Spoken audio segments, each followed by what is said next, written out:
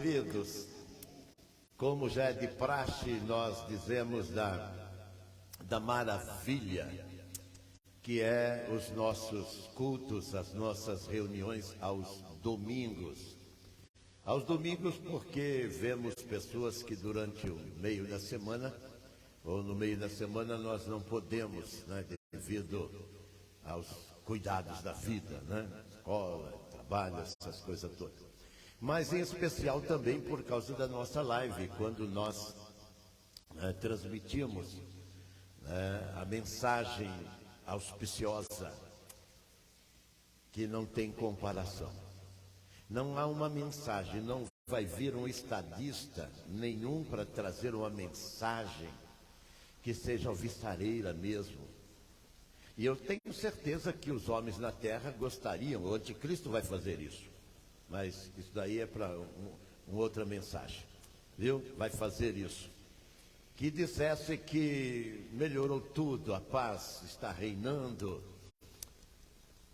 Então não tem uma mensagem que trace um paralelo com essa mensagem, que é a mensagem das boas novas, né? Paulo diz, as boas novas da salvação. E por isso que ele vai dizer, eu não me envergonho dela. Pelo contrário, ele tinha tanta afinidade, tanto relacionamento, que ele compôs 13 livros no Novo Testamento. A Bíblia, ela como um todo, ela contém esses livros que saiu desta mente, desse ministério fabuloso, deste homem que, como nós aqui, oro para que aí também, foi transformado.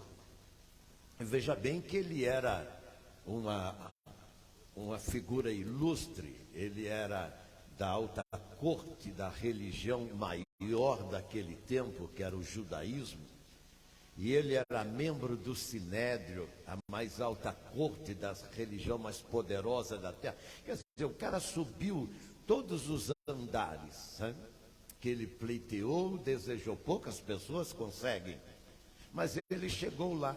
Mas,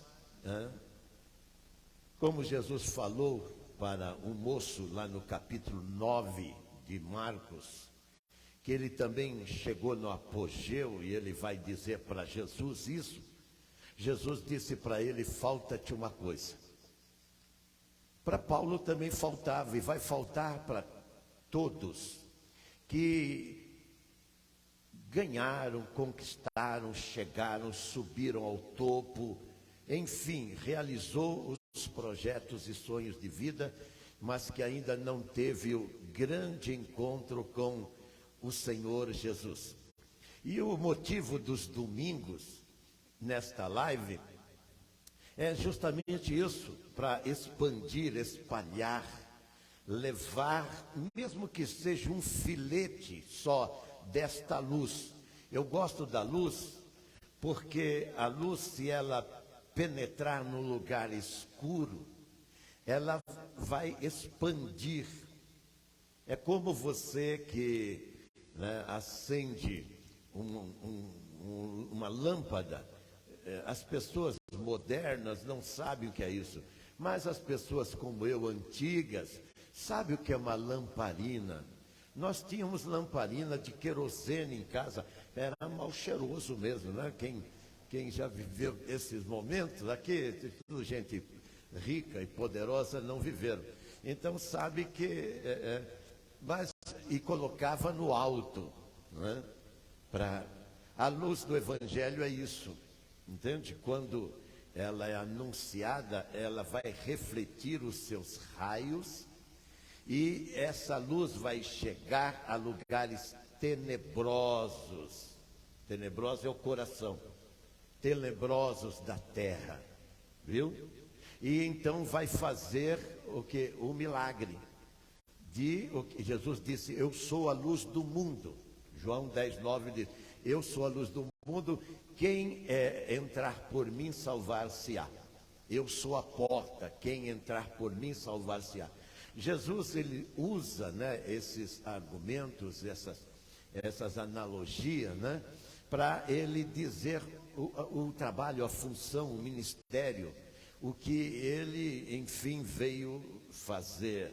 E quando o meu genro estava falando aqui da dor, eu me lembrei da mensagem de ontem aqui. Quem não veio, bem feito, né? Na mensagem de ontem, nós dissemos da dor de Jesus, que não aceitou o vinagre para trazer um certo anestésico e não dar para o inimigo que estava cobrando dos céus, né, a alma da pessoa, a vida da pessoa, que ele se tornou Senhor porque foi dado a ele por fraude, mas foi dado a ele. E os céus agora tinham que comprar esta redenção e tinha que pagar tudo. Então Jesus, ele vai, por final, né? Antes do final, a sexta palavra dele foi: por que me desamparaste? Então nós falamos ontem, né, de um Deus que agora só está humanizado, porque Jesus tinha as duas naturezas, a deidade, a divindade, mas também a humanidade. Como Deus, ele poderia no jardim do Getsêmani dizer: Pai, eu volto para ti, e o fortunato eu que se dane. Você que está aqui, você que está aí nos dando o privilégio, né, que se lasque, né? Não, ele resolveu, como está em João no capítulo 13, no João no capítulo 13, 1 diz: aqueles que ele amou, você amou até o fim. Qual é o fim? A cruz. Quando ele é abandonado, o terror da cruz para Jesus não era a morte, deveria ser para nós também. O terror para ele foi se ver Deus ausente da vida dele. A gente parece que não percebe, né? Quando Deus se ausenta da sua vida, né, dona Cidéia, você faz algumas ou muitas bobagens. Jesus não, na sua humanidade, ele tinha que fazer o correto. Fazer o correto é o que ele escreve lá no capítulo 7 de Mateus: cumprir a lei. Eu não vim abirogar, eu não vim mudar, eu vim cumprir a lei. E ele teve que pagar, né, a nossa fiança, pagou tudo. Por isso que Colossenses 2,14 diz: aquela capivara minha, aquele processo meu, foi jogado na cruz, foi cravado naquela cruz. Então o diabo não pode enfiar o dedo na cara de Deus e dizer: mas o fortunato nunca valeu nada. Bom, eu quando trabalhava, um funcionário falou praticamente na minha cara: esse cara nunca valeu nada, agora é crente. Como eu louvo a Deus por lhe ter falado isso, né? O outro na escada do meu prédio falou: esse cara era tão legal, todo final de semana estava com a gente chapando, agora é crente. Eu louvo a Deus por essas falas, entendeu? Por quê? Porque o diabo só pode fazer essas, né, sugestões maldosas, porque é próprio dele, né? Mas dizer: o Senhor não poderia ter tirado ele de mim, porque foi pago na cruz do Calvário. Ele teve todo o direito, mas não é só para mim. Paulo, no capítulo 4, verso 7 de Timóteo, ele diz: não somente a mim, mas a todos que esperarem, amarem, querer que ele venha. E nesta noite Jesus está vindo com salvação, as boas novas, o evangelho que Paulo diz: eu não me envergonho. Então eu quero cumprimentar você que está virtualmente conosco e incentivar você a permanecer, porque eu sei que muitas pessoas, elas veem algumas partes, né, do que falamos, mas depois, né, motivados por outros motivos, né, elas vão para coisas que julgam ser melhores. Nada é melhor. Veja bem, na minha vida hoje tive coisas boas, aliás, porque é o projeto dele, né? O sonho de Deus é dar coisas boas, assim como eu fiz para as minhas filhas, dando o melhor, e vejo meu genro, minhas filhas, dando para meus netos o melhor, né? Mas eles não estão fazendo nada mais do que obrigação, entendeu? Eu não fiz nada mais do que obrigação. Por quê? Porque a minha oração, me vejo ali, orando de joelho, dizendo: Pai, eu coloco da Andréia, minha primogênita, até o meu bisneto, Pedrinho, aos teus cuidados. Até porque, como que eu poderia estar atrás de quase 2 dezenas de pessoas ao mesmo tempo? Não podia, mas como esse Deus que eu doei, entreguei, ofereci a minha vida a Ele, atendendo aos seus clamores, aos seus apelos, como os que estão aqui o fizeram, Ele é onipresente. Ele não é só onipotente, onisciente, Ele é onipresente, Ele está em todos os lugares. Eu louvo a Deus porque Ele está em Chipre com a minha filha, está no Equador com a minha filha, está em Catanduva com a minha filha, está em Dayatuba com a minha filha, está aqui no Tatuapé, está aqui na igreja, está em todos os lugares, né? E a Bíblia diz que o anjo do Senhor acampa ao redor daqueles que o temem e os livra. Hoje nós temos uma palavra que ela tem que assustar mesmo, ela tem que ser reflexiva, tem que fazer você pensar. Está aqui no Lucas, e eu coloquei como a responsabilidade de cada um de nós. A responsabilidade de cada um de nós. O capítulo 13 de Lucas diz no verso 6: Então Jesus proferiu uma parábola dizendo: certo homem tinha uma figueira plantada na sua vinha, e vindo procurar fruto nela, não achou, e disse ao viticultor: há 3 anos venho procurar fruto nesta figueira e não acho. Podes cortá-la, para que não ocupe ainda inutilmente a terra.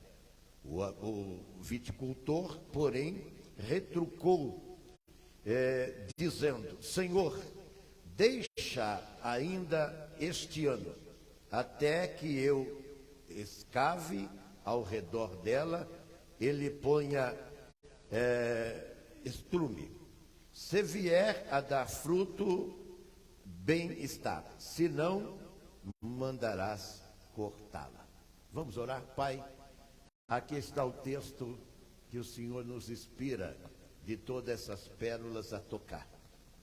Não há, Senhor, ninguém competente e hábil o suficiente para interpretar, mas o Senhor é o dono, é o autor desta palavra.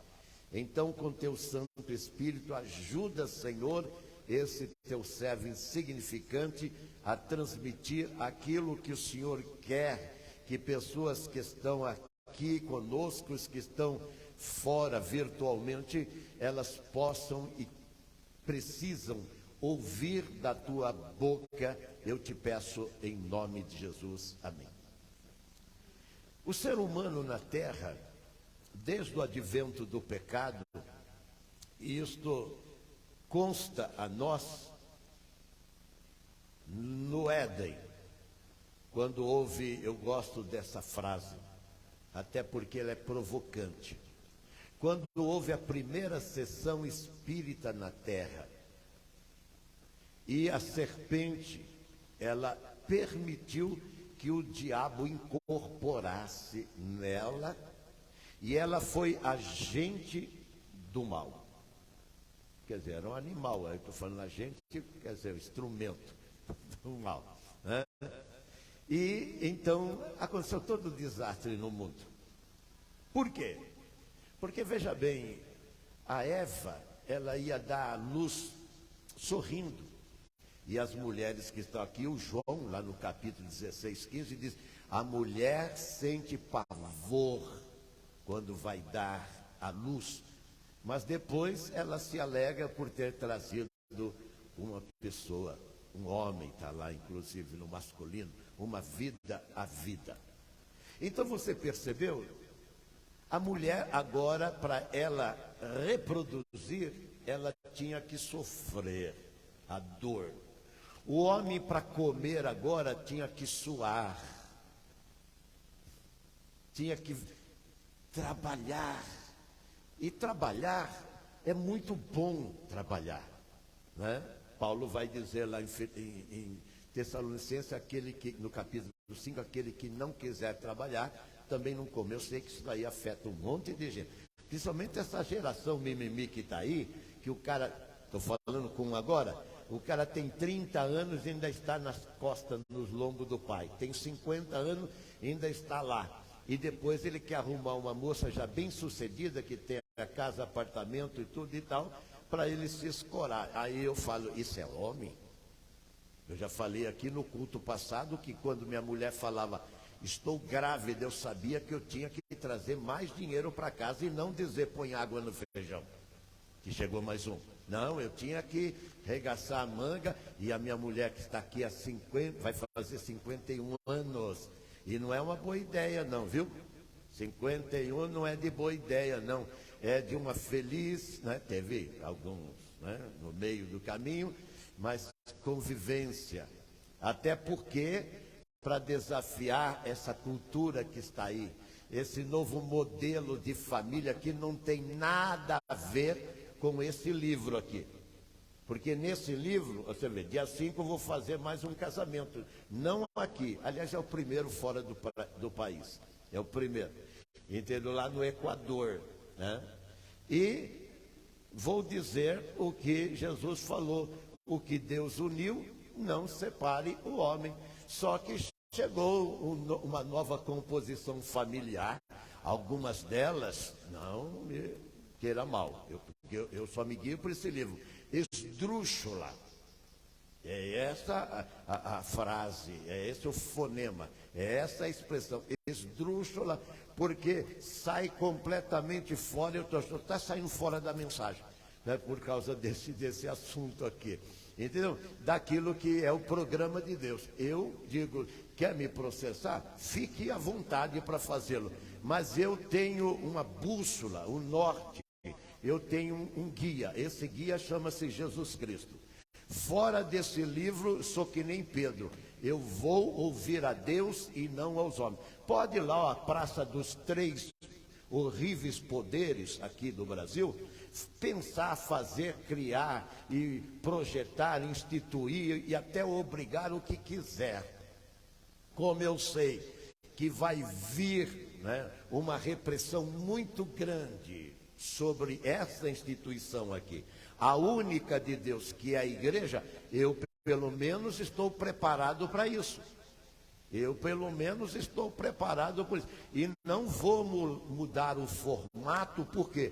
Porque eu sei que é esse o formato de Deus. Jesus não mudou a mensagem. Quando que você viu Jesus fazer um adendo ou dizer um outro sim na mensagem que ele... Pelo contrário, ele chega e desafia as autoridades. Quem de vocês pode me acusar de um pecado? E ele veio colocar em xeque as maiores instituições políticas e religiosas do seu momento. Pois esse Deus da Bíblia, ele está falando para um povo aqui nessa parábola. E ele sempre gostou de contar história e sempre relacionada ao dia a dia deles. Por quê? Porque eles, até o dia de hoje, e ali é um paizinho de nada, mas quando você chega lá, eles têm os kibbutz. Kibbutz é deserto que eles mandaram água, e quando você vê aquilo tem planta. Como Deus abençoa esse povo, hein? Como o meu genro estava falando agora mesmo, entendeu?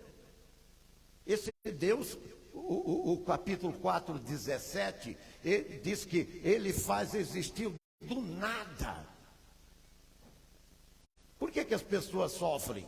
Porque elas são isso daqui, dessa parábola aqui. E ele está falando do povo de Israel.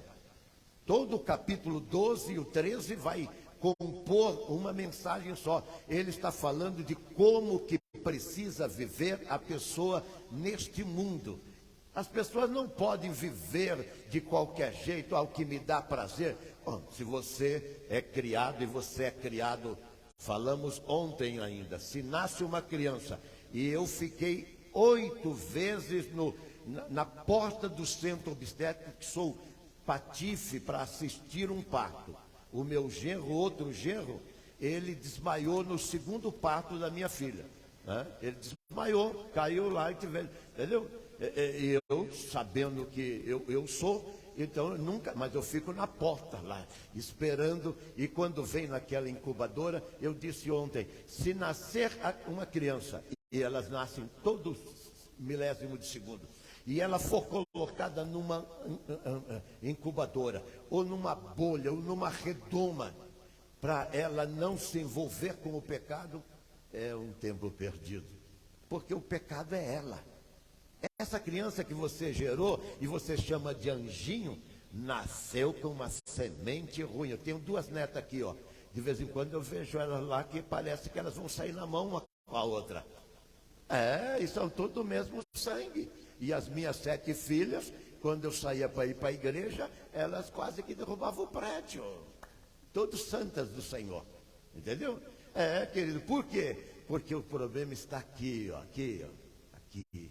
E enquanto não for removido, e não pode ser removido por nada. Sabe por quê? Porque o preço é caro, como falamos ontem. Jesus teve que ser cravado, pregado, jogado naquela sangrenta cruz, e ali ele não aceitar com sede o vinagre.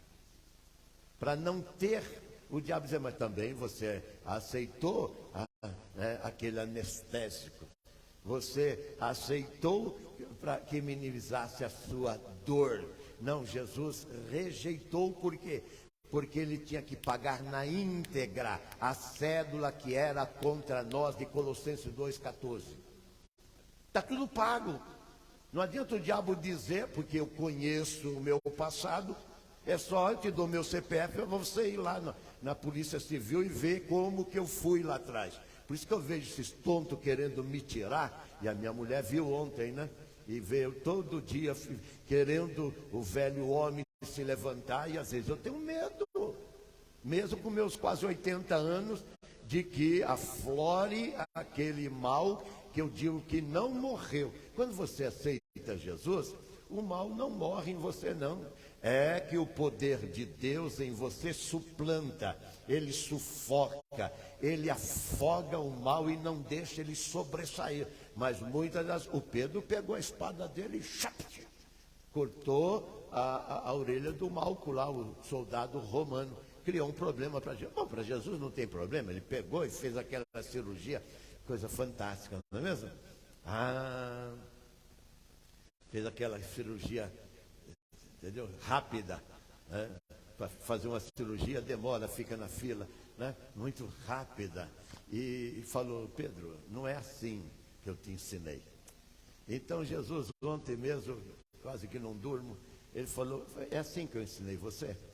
É desse jeito que eu falei para você? E Jesus, agora ele é abordado por pessoas religiosas que vão dizer para ele, olha, Senhor, Pilatos é um cara malvado. Está aqui no primeiro versículo do capítulo 13.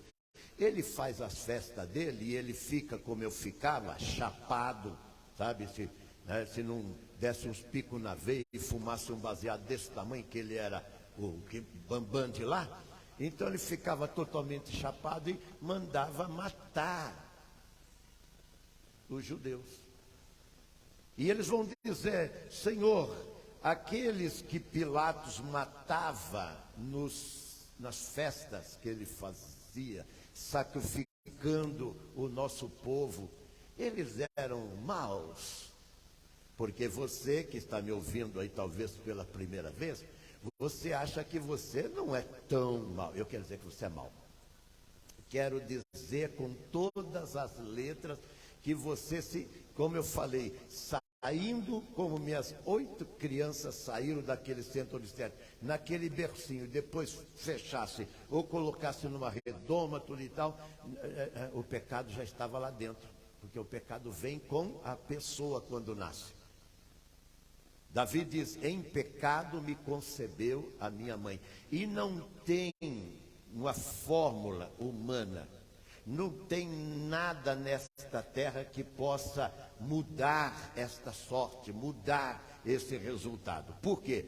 O Salmo 49 diz que é muito caro a alma. Por isso que Jesus pagou o preço lá. Muitas pessoas, disse ontem, morreram de maneira trágica e ficaram dias na cruz, porque os romanos perversos, aqueles que se insurgia e fazia coisas que eles julgavam ser dignas de morte, eles colocavam na cruz. Quem assistia os filmes romanos via aquelas avenidas todas cheias, de pessoas cravadas na cruz, e ficavam ali dias e noites, como o meu genro falou, que são abaixo de zero, e durante o dia, ao meio-dia, quase 50 graus. Como está acontecendo? Você sabe que está acontecendo nos Estados Unidos, na Europa, esse calor insuportável, que é tema também do que nós estamos pregando nesta noite. Quando o Senhor fez o mundo, Ele não fez com essa instabilidade toda. Você percebeu a inclinação da Terra? Você percebeu a posição do nosso planeta em relação ao Sol? Já pensou, se ele se aproximar um pouco do Sol, como é que vai ficar as coisas por nosso lado? Já pensou se ele se distanciar, você tem agasalhos suficientes? Deus deu tanto equilíbrio. E quando ele fala aqui desta figueira, ele diz assim, eu plantei esta figueira na terra. Você já percebeu a terra, o que Deus colocou na terra? Quando você vê uma árvore, eu sempre gosto de dizer que eu e minha mulher somos a raiz dessa árvore. As minhas filhas, os meus genros, os meus netos, eles têm que dar fruto. Por quê? Porque nós estamos, olha, tem potássio, tem cálcio, tem fósforo, tem alumínio, tem oxigênio, Deus pôs na terra tudo que precisa para aparecer, isto antes do homem. Porque ele tinha ideia de fazer árvores ornamentais, tem algumas lindas, e outras frutíferas. Por quê? Para que o homem pudesse viver. Você lembra que o Senhor fez nascer uma boboreira lá no capítulo 4 de Jonas? E Jonas, então, ficou feliz porque nasceu aquela boboreira. E livrava ele da insolação. Mas no outro dia foi um bicho e morreu aquela boboreira.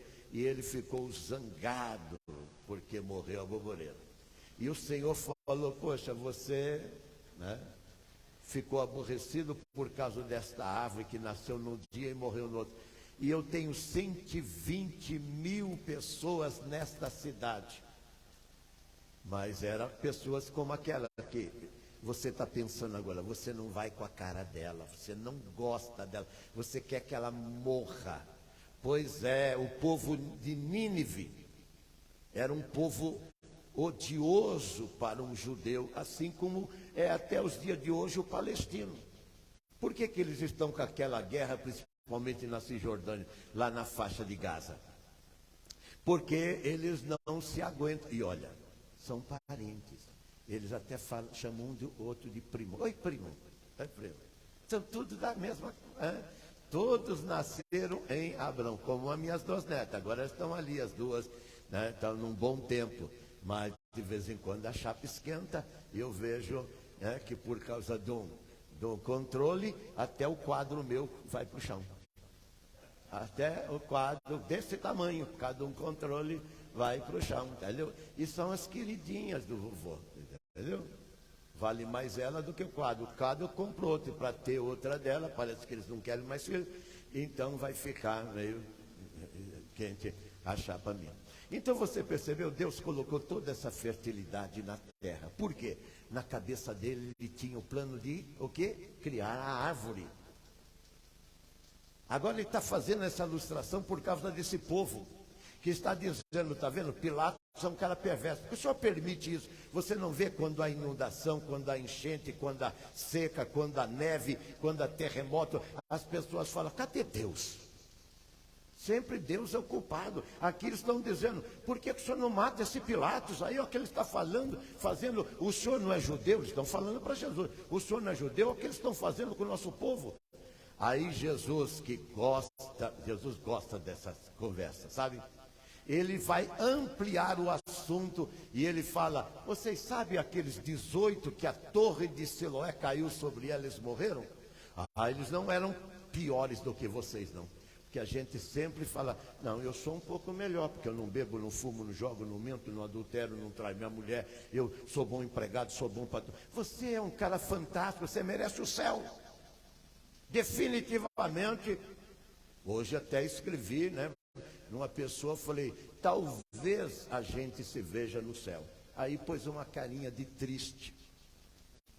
Se você não consegue ter comunhão com o seu irmão aqui na terra, é como aquele cara que chegou no céu e o anjo falou para ele, olha, pode entrar lá naquela turma lá. Eu falei, que turma? Estava todo mundo, miríades e miríades, prostrado diante do trono do Senhor, adorando ele.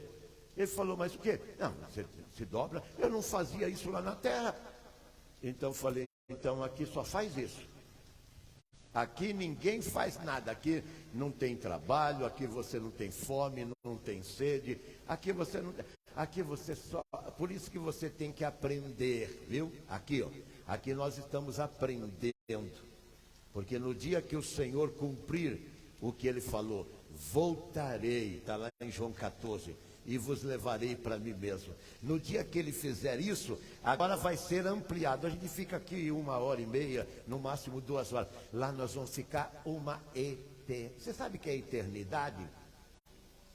Não tem fim, gente.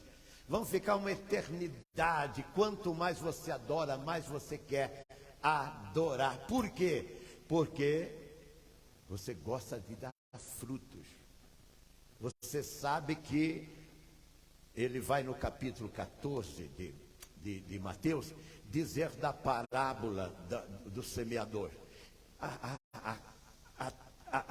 semente, para dar fruto, precisa cair em boa terra. Se cair, eu sei porque, vamos supor, o Japão e a China explorou tanto a terra deles para fazer produzir, que de repente acabou a força da terra. Quando o Senhor conduzia o povo de Israel, deu instrução, dizendo inclusive lá no capítulo 25 de Deuteronômio, de Números, para que eles guardassem um dia, né, na semana, e guardasse um ano no ano, e guardasse um ano nos 50 anos, que é o jubileu, para que o que caísse, tinha a lei da respiga, o que caísse. Quando uma folha, ela derruba, ela cai, ela tem proteínas, ela está fraca, ela cai porque ela está fraca, sim. Mas ela tem clorofila, ela tem substância que vai fertilizar aquele lugar. Vai dar força, vai ajudar aquela raiz para que ela continue mandando o quê? Os nutrientes que precisa, o galho, as folhas e depois os frutos que vão surgir. Tudo vindo do quê? Da fertilidade da terra. Deus é assim conosco.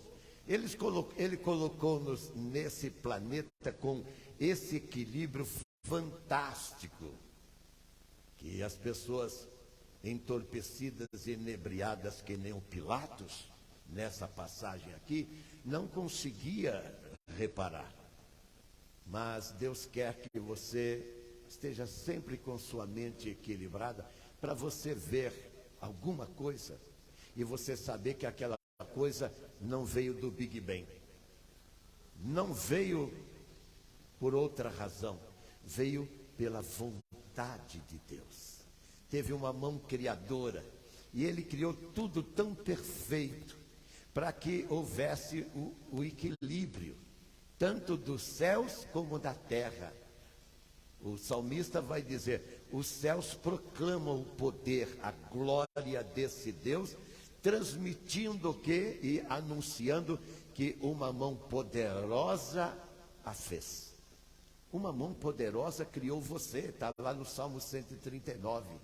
Os meus olhos, Deus dizendo, eu não vi minhas filhas nascerem, porque eu ficava lá na porta. Mas eles dizem lá, os meus olhos, o Salmo diz, viram o teu corpo ainda sem forma. A semente humana, masculina, sendo fertilizada no útero de uma mulher. Por isso que Salomão, lá no capítulo 11 de Eclesiastes, diz, você sabe como é formado os ossos no ventre daquela que está grávida? Ele faz essa pergunta. Pois é, Deus sabe, porque é Ele quem está formando. E a Bíblia diz que Ele já escrevia no seu livro. Deus tem um diário, Deus tem um relatório, Deus tem um manual da sua vida desde que você foi formado. Essa criança não sabe, você também não sabe. Aliás, você não teve participação nenhuma. Você teve alguma participação no seu nascimento? Não teve. Deus teve, gente. Você não teve. Você não participou de nada do seu nascimento. Você apareceu, surgiu. Mas Deus teve. E Ele diz, os meus olhos viram teu corpo ainda sem forma, quando não existia sequer um membro nele. Deus estava ali compondo tudo aquilo para você ser o que você é. E você é um ser perfeito. Quando eu vejo pessoas que estão mutiladas na vida, por N motivos, inclusive pela guerra, e as pessoas, elas saem, né, sem uma perna, sem um braço, com algum problema, porque ela estava defendendo a nação, né, o seu território, e depois essas pessoas se reciclam na vida e elas vão fazer, elas não vão ficar chorosas.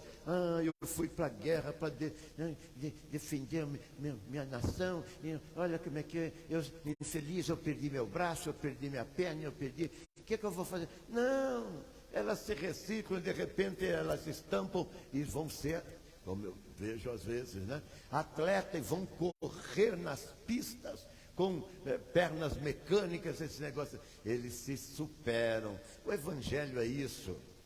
Evangelho é um estado de superação. Por quê? Porque você sai de um estado de horror de vida, de quem não produz. E a pessoa sem Deus não produz. Jesus está falando de um povo aqui. Está falando do povo de Israel. Por isso que lá no capítulo 12 de Mateus, sabe como ele vai falar com respeito a esse mesmo povo? Ele diz, digo-vos que muitos virão do Oriente e do Ocidente. Capítulo 8 de Mateus, no verso de número 12. Digo-vos que muitos virão do Ocidente e do Oriente e vão assentar na mesa com Abraão, Isaque e Jacó, no reino dos céus. E vocês aos passos, né, que são os filhos verdadeiros de Abraão, os hebreus, os judeus, os israelitas, serão lançados no inferno. Foi Jesus que falou isso. Ele está dizendo exatamente isso aqui. E o que ele diz? Corta, porque ocupa a terra inutilmente. Você já parou para pensar essa palavra? Se não houvesse há 2000 anos atrás vindo esse avicultor chamado Cristo, talvez você não existisse mais. Talvez você não existisse. Por quê? O homem na terra, ele ocupou a terra indevidamente. Quando? Quando você não está fazendo aquilo que você nasceu para fazer. Exemplo, no capítulo 21 de Mateus, diz que Jesus saiu da cidade para ir para Jerusalém, e quando ele sai da cidade de Lázaro, Marta e Maria, Betânia, ele sente fome, e ele chega numa figueira e não encontra fruto, ele amaldiçoa aquele fruto. É um contexto disso daqui, porque aqui ele diz, corta porque está ocupando. Isso é Deus falando aqui. Está ocupando a terra inutilmente. Quem? Aqueles que não adoram, aqueles que não lê a Bíblia, aqueles que não reconhecem, aquele que diz que Ele é Deus. Está cheio de deuses aqui na terra. Eles gritam, é Deus nos céus e Ele aqui na terra. Eles não se submetem a absolutamente nada, nem sequer às autoridades, que elas são constituídas por Deus. Elas estão reclamando de tudo, são resmungão, são pessoas que o Paulo diz, né, lá em Timóteo, que elas são aborrecidas de Deus e amantes de si mesmo. Então elas não reconhecem Pai. Nós estamos vivendo esse momento. Nunca vi os velhos ser tão maltratados como nos tempos de hoje. Aí eu falo, você é de chocadeira, seu infeliz? Você nasceu do quê? Quantas vezes eu, inclusive, já adverti alguém, é seu pai? É estranho. O tratamento é estranho. E eu olho com aquele olhar que eu tenho, fantástico, eu tenho um olhar fantástico, sabe? E a pessoa fala que esse cara fica intrometendo na minha vida, mas até hoje nenhum deles pode ser que suja. Vai dizer, o que você tem com isso? Eu falo, pois é, você deve a sua vida a essa pessoa. E quando há outros fatos também, eu costumo dizer que esse é meu trabalho. Até eu já vivi demais, viu? Você que está aí. Eu já vivi até demais.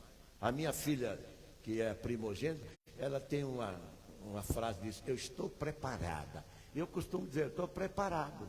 Agora, só que tem um porém. Eu sempre vou defender como Paulo diz aqui. Em Coríntios 1,17, ele diz assim, eu não aceito que seja anulada a cruz de Cristo. Ele falou, Deus me colocou por defesa do Evangelho.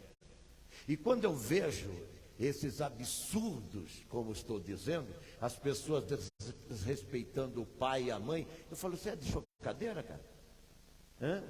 Essa pessoa, como eu vejo minhas netas, entendeu? Procurando aqueles que trouxeram eles no mundo, o pai e a mãe. Procurando. Agora, de repente, faz seus... Eu estou sendo bastante ousado.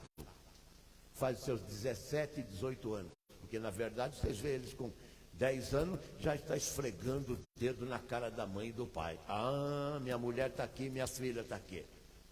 Fizesse isso em casa, a chapa esquentava. Nunca admiti que respeitasse a minha mulher diante de mim. Nunca. Homem, muito menos. Estranho, muito menos. E nem as minhas próprias filhas. O quê? Vai lá, joelha no pé e pede perdão. E quando eu não punha no paredão ali, no canto, eu às vezes tinha vontade de pôr uns grãos de feijão, de arroz, para ficar mais dolorido a coisa, mas fica lá, põe a cara na parede, para aprender. Está aqui uma delas. E assim foram 7. Ah, mas isso daí é maltrato. Isso daí é intolerância, é abusivo. Isso daí vai mexer no psique. Vê se tem alguma maluca da que eu pus no mundo. Todas elas formadas, todas elas bem constituídas, todas elas. Até a que estava para dar errado deu certo. E vai dar certo cada vez mais. Por quê? Porque é esse livro aqui que vale, gente. Agora, se você quiser a psicologia, a filosofia, se você quiser a cultura moderna, você vai ter uma outra composição familiar. Né? Até na última festa que eu estive com a minha mulher, soube agora. A pessoa sempre assiste às nossas lives. Depois eu soube que o pai, feliz com a filha bonita, né, fazendo a sua festa de debutante, o pai gastando, toma lá, quanto que é? Tá lá, o vestido, a festa, o que canta, o que anuncia, a música, o ambiente todo e tal. Ele não está aí, ele está feliz. Entendeu? Aí ele falou, nós somos uma família tradicional. Dois idiotas falaram, nós não somos, nós vamos embora. Eu já não devia nem ter vindo, porque não conhece o quê? Os pais não conhecem, a família não conhece. Eles são cheios de mimimi. Nós não somos tradicionais. Sabe o que eu falo para vocês? Bem feito. Eu já falei aqui que o grande problema daqueles que gostam do mesmo, o homem que gosta do homem, a mulher que gosta da mulher, elas precisam encontrar uma pessoa. É a pessoa que eu conheci. Enquanto eu não conheci, eu tive misturado com tudo quanto é coisa ruim na terra. Quando eu conheci o homem chamado Jesus, ele completou a minha vida. E me deu a família que eu tenho lá. Eu sei, eu e minha mulher, que nós não temos espiritualmente, fisicamente, psicologicamente, tudo que mente, né? Mas Deus, Ele cumpriu a palavra dele em nós. Ele quer cumprir em você. A gente canta o hino aqui, né, do Mato Nascimento. O homem sofre porque quer. Porque quer misturar o cristianismo com o humanismo. O humanismo te leva para o inferno, cara. O homem nasce pecador, nasce mal. Você fala, nasceu o meu anjinho. Fala, não, nasceu um cara aí com espírito ruim. Que se você não usar, como Paulo diz lá no capítulo 15, 18 de Provérbio, né? Se você não usar a vara da correção, e eu usei mesmo, meu pai usou com propriedade e eu também. E a vara não é você ficar com blá blá blá, não, porque eles também aprendem blá blá blá. Agora, por que Deus pôs bastante carninha aqui atrás? Você viu aqui? E eu que apanhei até de polícia muito, eu sei que eles batem aonde eles sabem que dói. Aqui não dói, mas corrige, né? E papai sabia como pegar um fio de ferro. Você nem sabe o que é fio de ferro. Eu sou do tempo do ferro à brasa. Depois que veio aquele ferro elétrico, aquele fio que soltava aquilo lá, era uma arma para os pais. E papai e mamãe usou muito aquilo. Ai, como eu agradeço por ele ter usado. Sabe por quê? Porque eu era de má índole. Já nasci em pecado. E depois eu conheci as tranqueiras da vida. Eu conheci. Eu falo para esses nóia, eu passei por esse trecho, cara. Agora eu vi muitos par meu tombar. Na mão de traficante, na mão de bandido, na mão de polícia. Eu já vi muitos deles tombarem assim. E enveredar por caminhos horríveis na vida. Por quê? Porque nasceu errado. Todos nós nascemos errado, porque não nascemos em Deus. Agora, quando você nasce em Deus, está lá em João capítulo 3. Jesus falou, Nicodemos era topo da montanha, estava lá no alto, era príncipe, era principal, era um cara gênio, mas ele, como qualquer poderoso da terra, estou falando de Putin, de Trump, de Macron, eu estou falando de Angela Merkel, estou falando do rei Charles, estou falando dessas figurinhas, entendeu? Eles não estão plenos se não tiverem o que Nicodemos teve lá no capítulo 3, um encontro com Deus, para nascer de novo. Foi Jesus que falou, cara, você precisa nascer de novo, senão a chapa vai ficar quente para você. O que nós lemos lá no capítulo 8 de Mateus, verso 11 e 12? Você não vai sentar na mesa com Abraão, Isaque e Jacó. E aqueles que são de outras nações, não são judias, e Jesus era judeu. E eles estão falando aqui do Pilatos, que era romano, que era mau.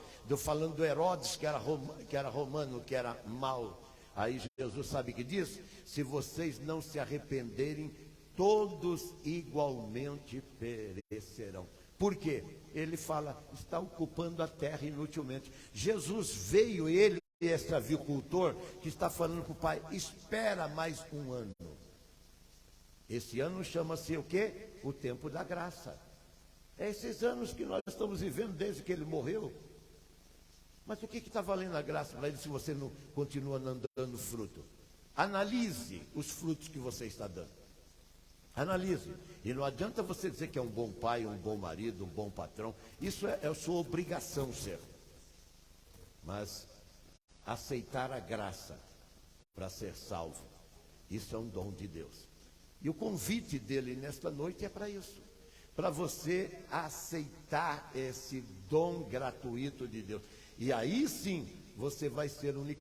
Você não vê mais o Nicodemos, depois você vê o Nicodemos no capítulo 3, como falamos. Depois você vê no capítulo 7 e no capítulo 21, só fazendo as coisas que agradam a Deus.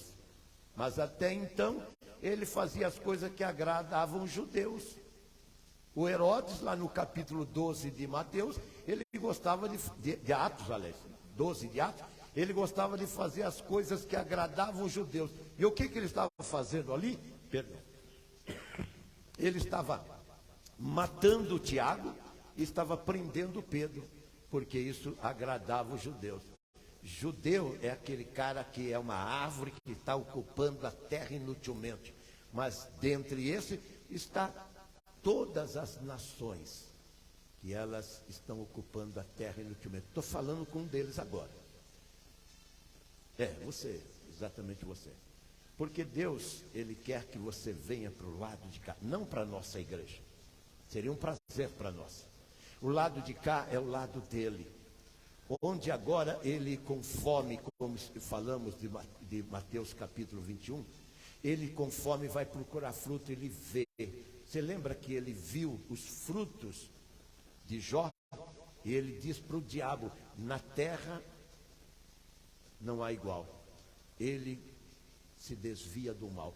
Você se desvia do mal? Eu saio da igreja e já faço o mal que não devia fazer, como o Paulo fala lá em Romanos capítulo 7.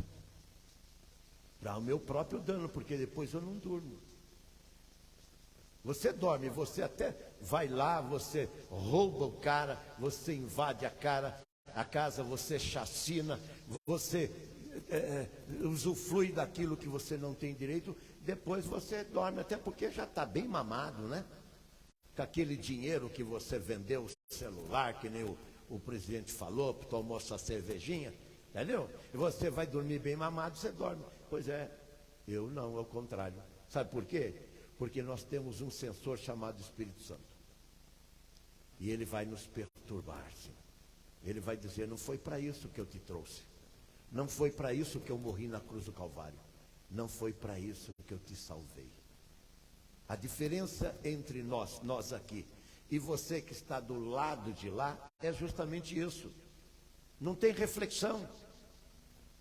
O cara faz tanto absurdo, e depois ele consegue, porque está anestesiado.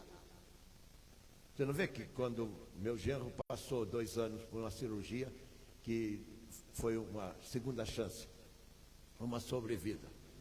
Mas, anestesia.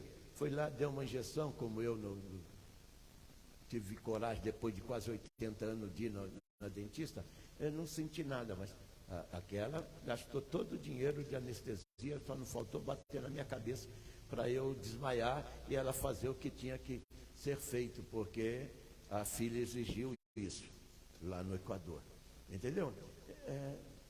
Pois é, a pessoa anestesiada, ela não sente nada. Mas quando você vai se deitar e você fez aquilo que entristece, Efésios 4, não entristeçais o Espírito de Deus que habita em vós. Você entristece o Espírito de Deus, você vê que Deus está aborrecido e aquilo te incomoda. Se você é do nosso círculo e isso não afeta você, cuidado, está em extremo perigo. Por quê? Porque você fez mal. Você fez aquilo que Deus falou, não faça. Mas você fez. E depois você fala, eu fiz, mas o outro faz pior. Foi o que eles disseram aqui. O Pilatos e o Herodes faz pior. E eles não são nem judeus e ficam maltratando a gente. Jesus vai contar essa história para dizer, se vocês não se arrependerem, vocês vão para o mesmo buraco. O inferno vai ficar cheio de gente boa. A religião não fala isso, né? Mas nós falamos, porque esse livro fala. Gente boa, gente religiosa, está lá em Mateus 7. Gente que expulsa demônio. Gente que não pode ver sofrer um mal, ele pega uma cesta básica, ele leva para lá. E nós já fizemos tanto trabalho filantrópico aí, social, entendeu? Estamos dispostos a fazer. Só que nós não somos bobos de ninguém, não. Bate aqui na porta, a gente vai na casa da pessoa, vê a necessidade e depois a gente ajuda. Mas dizer que vai pegar o meu dinheiro para um baseado na biqueira, não vai mesmo. E não, nem dos irmãos. Aqui a gente é cuidadoso com essas coisas. Entendeu? E pode pensar e falar o que quiser. Aqui nós temos critérios para fazer o trabalho social. Então esse Deus, ele quer que você saia dessa amnésia. Entendeu? E você raciocine bem. O que eu estou vivendo? Estou ocupando a terra inutilmente? O avicultor aqui, que é Jesus, fala para Deus: Pai, espera um pouquinho. Eu vou trabalhar. Trabalhar o que? É isso que eu estou fazendo. Ele está trabalhando você, levando você para o adubo, para o fertilizante, para você dar fruto. Como está escrito, João dizia: produzir, pois, fruto digno de arrependimento, na sua mensagem no deserto. É isso que você precisa. Vamos ficar em pé e vamos orar? Deus e Pai, nada mais podemos fazer. Aquilo que o Senhor colocou em nosso coração, nós transmitimos. Agora eu peço e suplico, ajuda essa pessoa, Senhor. Pessoas que estão além de nós, estão muito aquém daquilo que o Senhor pretende e deseja que elas sejam, que elas vivam, mas ouviram a Tua palavra nesta noite. Dá um profundo arrependimento, como aconteceu com Nicodemos, para a vida dele ser transformada e ele agora ser um homem esperançoso, sabendo que agora ele está dando os frutos que o Senhor pretende e quer receber de cada um de nós, e não estar ocupando a terra inutilmente, como essas bilhões de pessoas estão vivendo nesse planeta. É o que eu te peço, por amor de Jesus. Amém.